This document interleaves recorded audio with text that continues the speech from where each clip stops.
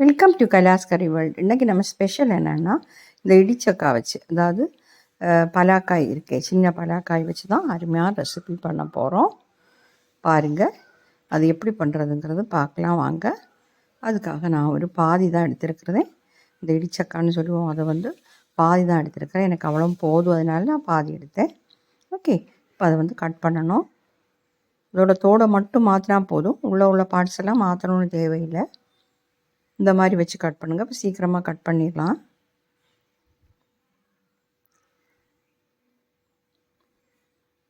பாருங்கள், இனி தோடை எடுத்துடலாம். இந்த மாதிரி நீங்கள் பெரிய பீஸாக போடுறா இருந்தால் உங்களுக்கு குக்கரோட வேக வச்சுக்கலாம். குக்கரில் முங்க தண்ணி விட்டு ஒரு 2 விசில் 3 விசில் வச்சா கூட வெந்துடும். நான் இப்போ சின்ன சின்ன பீசஸாக போடுறதுனால பாத்திரத்தில் தான் வேக வைக்க போகிறேன், குக்கரில் வேக வைக்கலை. ஓகே, இந்த மாதிரி அதோட தோடை நீக்கிடுங்க. நீக்கிட்டு பொடி பொடியாக கட் பண்ணி வச்சிடலாம். பாருங்கள், நான் இந்த மாதிரி கட் பண்ணியிருக்கிறேன். இதில் நாம் கொஞ்சமாக சால்ட்டு சேர்த்துக்கலாம். கொஞ்சம் மஞ்சத்தூள் சேர்த்துக்கோங்க. அப்புறம் முங்குற அளவுக்கு தண்ணி சேர்த்துக்கலாம். சீக்கிரமாக வெந்துடும். இது வேகிறதுக்கு நிறைய டைமெல்லாம் ஆகாது. முங்கும்படியாக தண்ணி சேர்த்துக்கலாம். தண்ணி மீதி வந்தால் வேஸ்ட் பண்ண வேண்டாம், அது திருப்பி நம்ம யூஸ் பண்ணலாம். கேஸ் ஆன் பண்ணி வச்சிட்றேன். பாருங்கள், மூடி போட்டு வேக வச்சிடலாம். இப்போ அதுக்காக நம்ம கொஞ்சம் தேங்காவை க்ரஷ் பண்ணி எடுக்கணும். ரொம்ப அரைக்க வேண்டாம். இப்போ ஒரு 4 டேபிள் ஸ்பூன் நிறைய இருக்குது தேங்காய். ஒரு 5 டேபிள் ஸ்பூன் சேர்த்தாலும் பிரச்சனை இல்லை. 4-5 சின்ன வெங்காயம், 3 பச்சை மிளகா, 1 டீஸ்பூன் சீரகம், 4-5 பல் பூண்டு, இவ்வளோ எடுத்துருக்கிறேன். இது எல்லாத்தையுமே மிக்ஸி ஜாரில் போட்டு நம்ம க்ரஷ் பண்ணி எடுக்கணும். கொஞ்சமாக மஞ்சத்தூளும் சேர்த்துக்கிறேன். தண்ணியெல்லாம் சேர்க்க வேண்டாம், ஃபைனாக அரைக்கவும் வேண்டாம். பாருங்கள், இந்த மாதிரி கொரப்பாக அரைச்சி எடுத்துக்கலாம். இப்போ பாருங்கள், நம்ம சக்கா வெந்திருக்கான்னு பார்க்கலாம். ஸ்பூன் வச்சு நீங்கள் அமுத்தி பார்த்தா கூட தெரியும் வெந்திருக்கான்னு. இன்னும் கொஞ்சம் இருக்கட்டும். பாருங்கள், நம்ம சக்கா நல்லா வெந்துருச்சு, தண்ணியெல்லாம் வத்திருச்சு. கொஞ்சம் தண்ணி தான் இருக்குது. நம்ம தேங்காய் சேர்க்கும் போது சேர்த்துக்கலாம், ஒன்றும் பிரச்சனை இல்லை. கையில் எடுத்து நசுக்கி பார்த்தா கூட உங்களுக்கு தெரியும் வெந்திருக்கான்னு. பாருங்கள், அது வெந்திருந்தால் தான் இந்த மாதிரி நம்ம இடிக்கும்போது இப்படி இடிபடும். நான் இந்த மாதிரி கல் வச்சு தான் இப்போ இடிக்கிறேன். அதோட குழி நல்லா யூஸ் பண்ண முடியல, அதனால் இந்த கல் எடுத்து அதை வச்சு தான் இடிக்கிறேன். நீங்கள் மிக்சியில் பல்ஸ் மோடில் போட்டு கூட உங்களுக்கு இப்படி பண்ணிக்கலாம். இல்லைன்னா அம்மிக்கல் இருந்தால் கூட அம்மிக்கல்லில் வச்சு இடித்து எடுத்துக்கலாம், அப்படியும் செஞ்சுக்கலாம். முன்னாலையில் நாம் அம்மிக்கல்லில் வச்சு தான் இடித்து எடுப்போம். இப்போ ஒரு இடத்துலையுமே அம்மி பார்க்குறதுக்கே இல்லை. இப்போ இந்த மாதிரி சதைச்சி எடுத்துடலாம். பாருங்கள், எல்லாத்தையுமே நான் இந்த மாதிரி பண்ணி வச்சுட்டேன். ரொம்ப பொடிப்பொடியாக ஆகணும்னு இல்லை, அதுக்காக ஒரு கடாய் சுடு பண்ண வச்சுருக்கிறேன். தேங்காய் எண்ணெய் சேர்த்துக்கோங்க. இந்த மாதிரி உள்ள ரெசிபிகள்லாம் தேங்காய் எண்ணெய் தான் நல்ல டேஸ்ட்டாக இருக்கும்.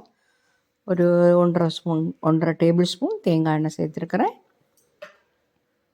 எண்ணெய் சூடாகட்டும். சூடானதும் 1 டீஸ்பூன் கடுகு, உளுத்தம்பருப்பு சேர்த்துக்கலாம். 1 டீஸ்பூன், கொஞ்சமாக கறிவேப்பிலை, 2 காஞ்ச மிளகா சேர்த்துட்டு கிளறி விட்டுக்கோங்க. பருப்பு இந்த உளுந்து தீஞ்சு போகாமல் பார்த்துக்கோங்க. நல்லா செவந்துருச்சு. இப்போ நம்ம க்ரஷ் பண்ணி வச்சுக்கக்கூடிய தேங்காய் அதை சேர்த்துடலாம்.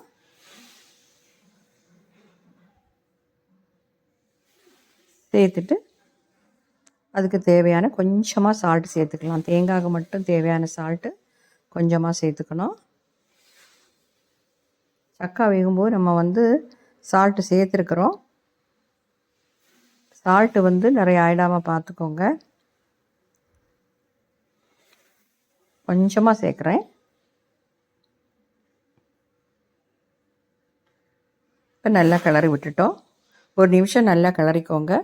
அதுக்கப்புறம் நாம் எடுத்து வச்சுக்கூடிய அந்த இடிச்சக்கா அதில் சேர்த்துடலாம்.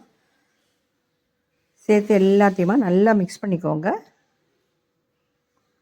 தேங்காயும் அந்த இடிச்சக்காய் எல்லாமே நல்லா சேர்ந்து வரணும்.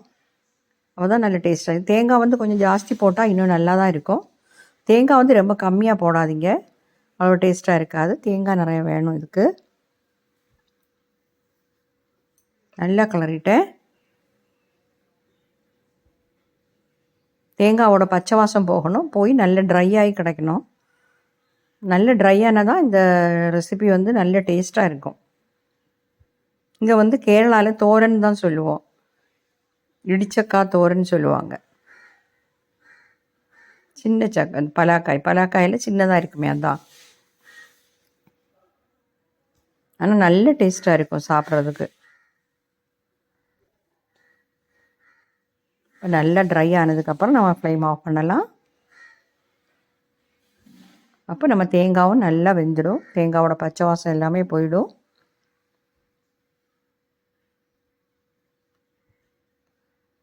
அது வரைக்கும் இந்த மாதிரி கிளறி விட்டுக்கோங்க. பாருங்கள், அதோட பச்சை வாசம் எல்லாம் போயிடுச்சு. இப்போ வந்து நல்லா ட்ரை ஆகிடுச்சு.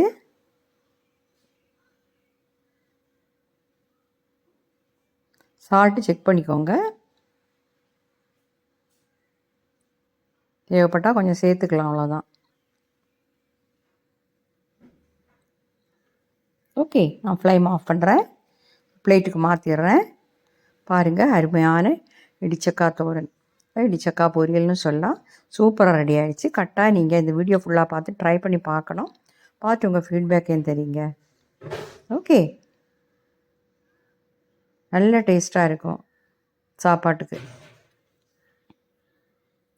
நான் வந்து எப்போவுமே இந்த மாதிரி பண்ணுவேன், ரொம்ப அருமையாக இருக்கும். அப்போ என்னுடைய சேனல் வந்து உங்களுக்கு பிடிச்சிருந்துன்னா நீங்கள் சப்ஸ்கிரைப் பண்ண மறந்துடாதீங்க. லைக் பண்ணுங்கள், ஷேர் பண்ணுங்கள், கமெண்ட் பண்ணுங்கள்.